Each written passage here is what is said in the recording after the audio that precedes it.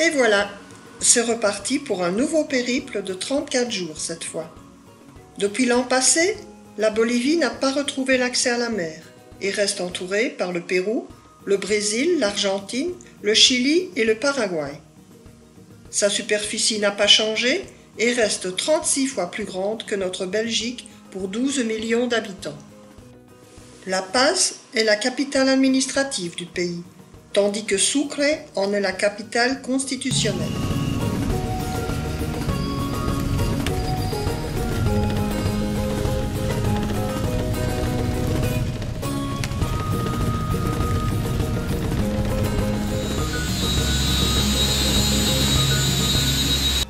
Le survol de La Paz en téléphérique nous permet d'échapper au bruit et à la pollution.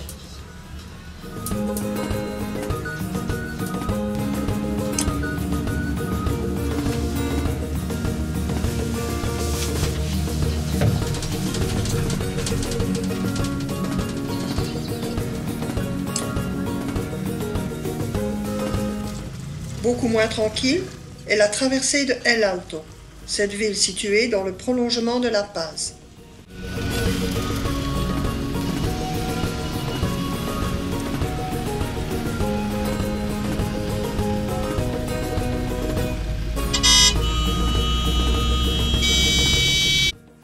Après cet enfer, il est bon de trouver enfin le calme de la grande route qui va nous conduire au lac Titicaca à 150 km de là.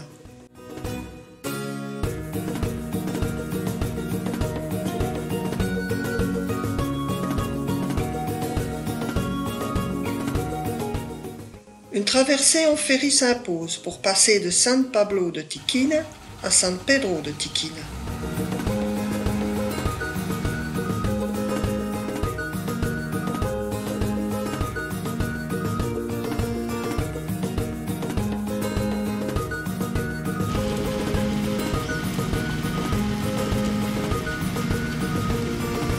C'est ensuite l'arrivée à Copacabana, à 3841 mètres d'altitude, ville située à 5 km de la frontière avec le Pérou. Elle est le chef-lieu de la province de Manco Cápac.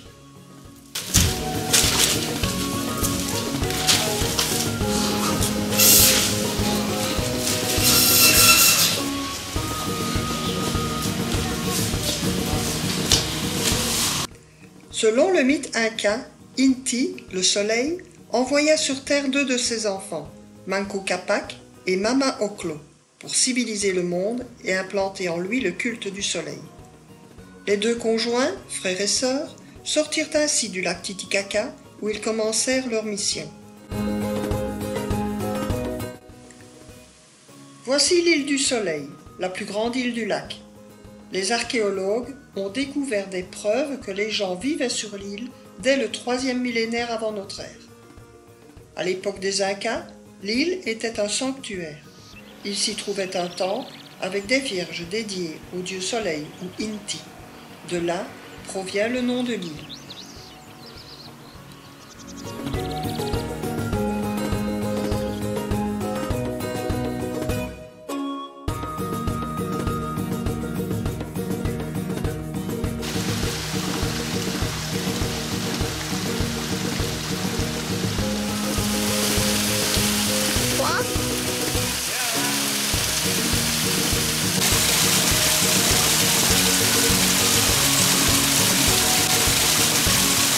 C'est Manco Cápac et Mama Ocllo qui sont sortis des lacs pour fonder les villes de Cusco.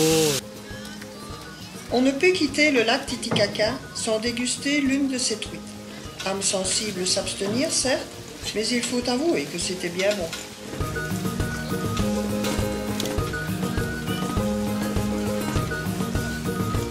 Pour bien terminer cette première étape du voyage, rien de tel qu'un coucher de soleil sur le lac. Seconde étape, la route des mines qui va nous conduire à Macha pour la fête du Tinku.